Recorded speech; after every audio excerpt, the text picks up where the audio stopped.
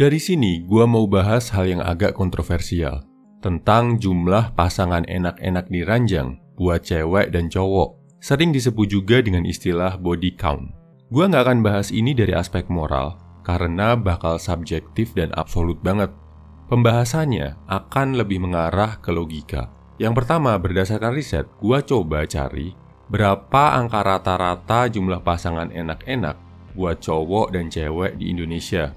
Satu-satunya data yang bisa gua temukan adalah dari penelitian tahun 2005, 16 tahun yang lalu. Dari data Statista Research Center, rata-rata orang Indonesia, cewek dan cowok, pernah berhubungan suami istri dengan 5 orang yang berbeda seumur hidupnya. Menurut lo, sekarang angka 5 orang partner enak-enak ini jumlahnya sama, berkurang, atau bertambah? Oh ya, angka ini masih lebih rendah dari rata-rata dunia, yaitu 9 orang partner sepanjang hidup. Oke, dari data di atas, kita udah dapat gambarannya ya bro. Nah sekarang, gua akan mengungkapkan tindakan logis seorang cowok menyikapi jumlah body count seorang ceweknya, apalagi yang udah berniat untuk lanjut ke hubungan pernikahan. Dan sepenting apa hal ini buat hubungan kalian? Fakta pertama, makin banyak jumlah partner enak-enak, makin besar risiko kena penyakit menular seksual. Cewek yang belum pernah melakukan sama yang udah pernah melakukan dengan 3 orang cowok, risiko kena penyakitnya jelas lebih besar yang pernah sama 3 orang. Cewek yang udah pernah sama 10 orang, risikonya lebih besar lagi. Walaupun bisa aja, bahkan sama 50 orang pun, lo nggak akan kena penyakit apa-apa. Tapi risikonya tetap lebih besar bro. Kita ngomongin risiko ya ini. Jadi solusinya apa? Kalau ngerasa cuma bongkar aib masa lalu, nggak perlu saling cerita berapa jumlah pasangan enak-enak juga nggak apa-apa.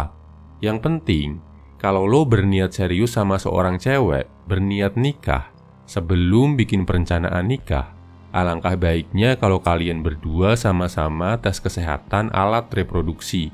Biar ketahuan kalau ada yang bermasalah, bisa segera diobati. Biar lo dan dia juga bisa sama-sama ambil sikap, mau terus lanjut atau mundur. Ini langkah yang logis banget, tapi masih banyak pasangan yang gak enak ngelakuinnya.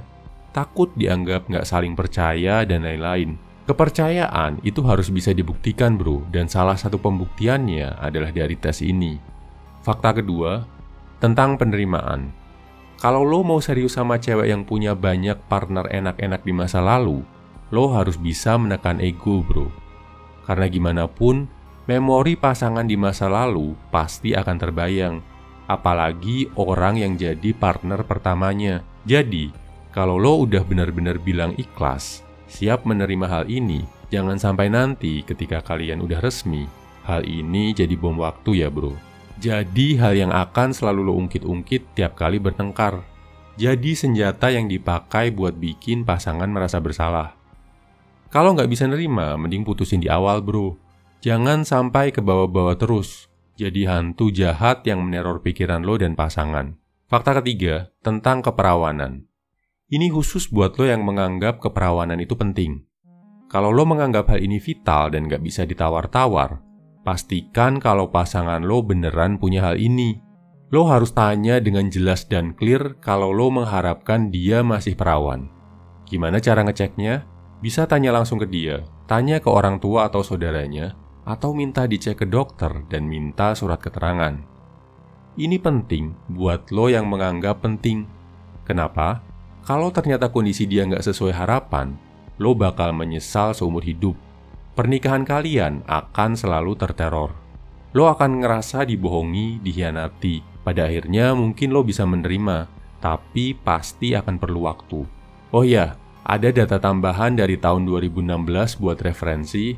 Berdasarkan survei SKRRI BKKBN, 8,3% remaja pria dan 1% remaja wanita udah pernah enak-enak sebelum nikah. Kesimpulannya, ini 3 cara seorang pria bersikap logis tentang jumlah body count dirinya dan calon pasangannya. Nomor 1, makin banyak jumlah pasangan, makin besar risiko kena penyakit. Pastikan lo dan pasangan tes kesehatan reproduksi sebelum nikah kalau mau aman. Nomor 2, kalau lo mau menerima cewek yang punya banyak pasangan di masa lalu, lo harus benar-benar ikhlas, bro. Jangan sampai diungkit-ungkit lagi. Nomor 3, kalau lo menganggap keperawanan penting, pastikan lo cari tahu sebelum melamar. Pakai surat dokter kalau perlu, biar nggak ngerasa dihianati.